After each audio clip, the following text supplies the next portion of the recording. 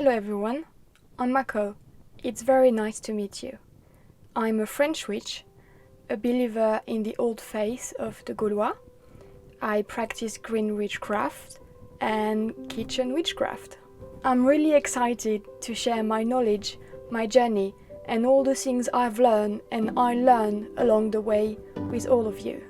Today, I'd like to share with you a little spell as a part of the quarantine creation, a tag created by two lovely people, Annie and Rebecca. Please go support them. Annie is the whole reason I started witchcraft almost a year ago now. I will put links for both of their channels in the description down below, so please go support them. For this spell, you will need a piece of fabric, blue or green, a ribbon or a cord, a piece of clear quartz, dried eucalyptus, sage, lavender, rosemary, eucalyptus essential oil, moon water, incense, some soil, a candle, blue if you have one, the Star Tarot card. I'm using my own card. I'm an artist and I've been working on creating my very own tarot deck. So I'm lucky to have my own tarot card to work on this spell, but of course you don't need to create your own to work on this spell. First, if you can sew, then take the piece of fabric and sew 3 sides together as to create a pouch.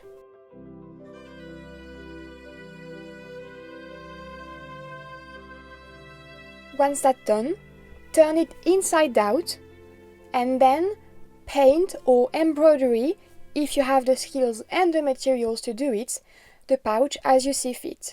Spend some time working on that, trying to put your intentions and your own power inside what you're painting or what you're embroidering.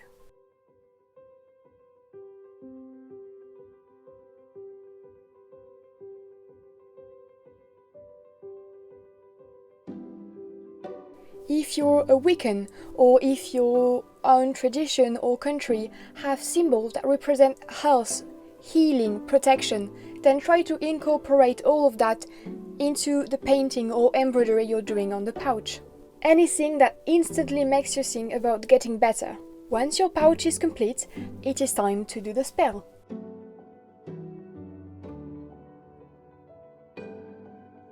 Cast your circle. If that's a part of your practice, then put the tarot card on your altar, face up. Now, around your tarot card, put down a representation for each element, starting by the void or the spirit, depending on what you call it. So first, I put down my crystal, then the candle, the moon water, the soil, the incense. Light both the candle and the incense while meditating on what you want to manifest. So healing, protection, people getting back in health. If you have some, put some drops of eucalyptus essential oil on both the insides of your wrist. The idea is that eucalyptus is used in respiratory problems, so by doing that you're actively targeting the virus that we are suffering from right now.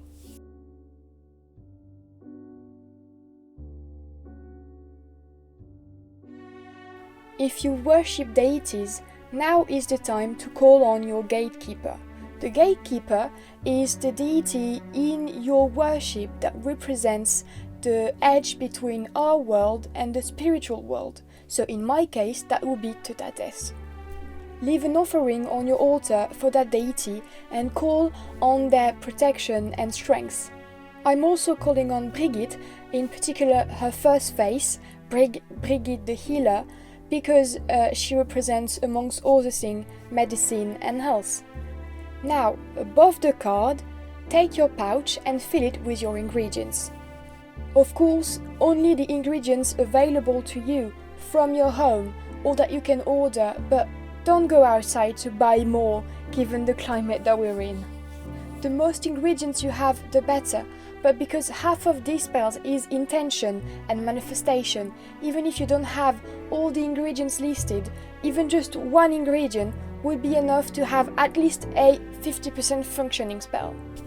If you're doing this outside, it's even better. So first, add your herbs and ground yourself into the earth of your land, of your country, of your people. This is your connection to everything that's around you, nature, and that's by calling onto that, by grounding yourself onto that power, then you can help your talisman manifest the protection and health that you want it to manifest.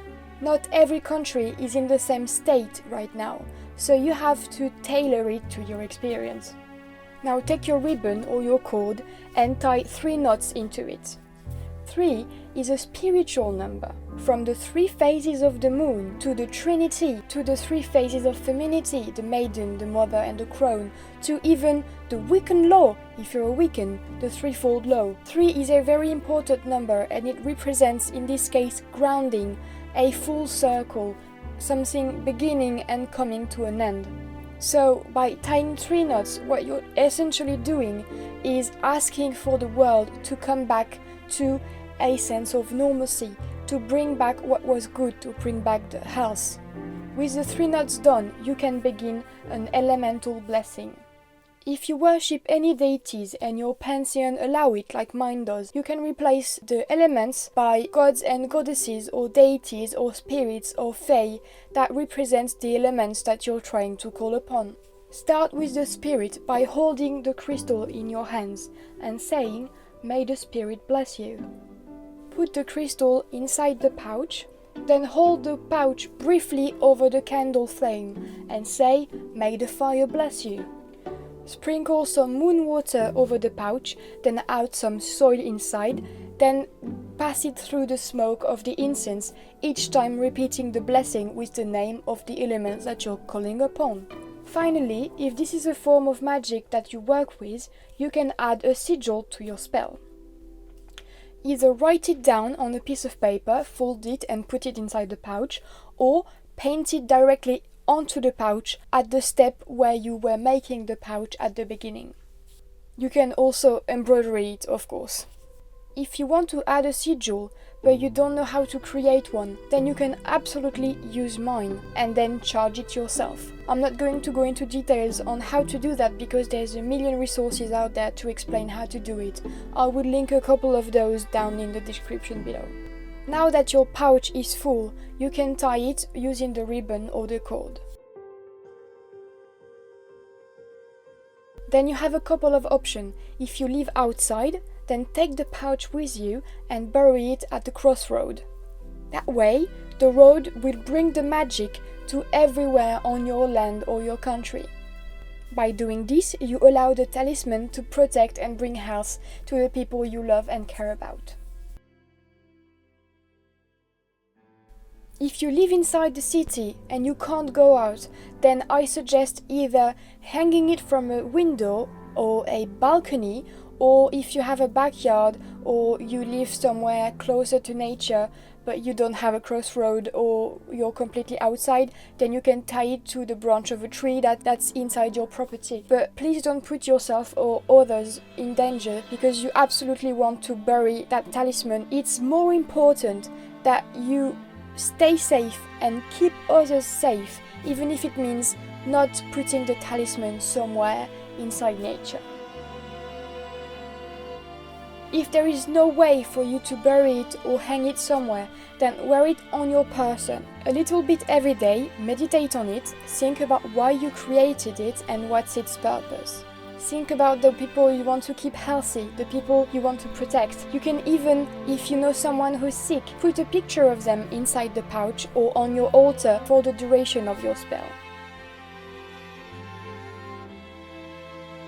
If you have family and friends that are welcoming of your practice, you can absolutely gift one of those talismans to them to hang somewhere in their home or wear on their person if you want to keep them protected and healthy.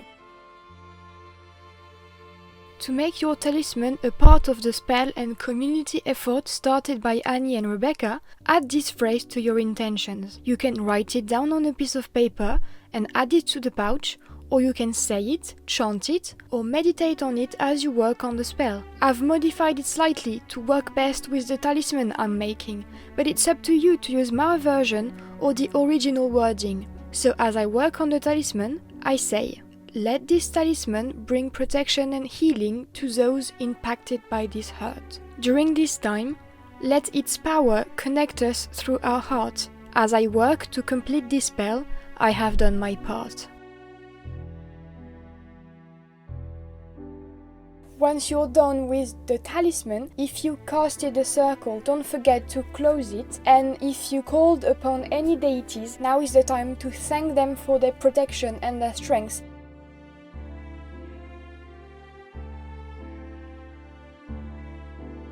Alright, that's it for this one. I hope you enjoyed this spell and that it's hopeful at least a little bit in those hard times. I know it can be lonely and that it can be scary, but don't stay isolated. There is a whole community of incredible people who create tags like the one I just participated in, of people who post wonderful things on the internet for people to keep connected and keep practicing together. Thank you for watching, and I hope to keep working on this channel and educate myself and educate others on my practice, and thank you very much.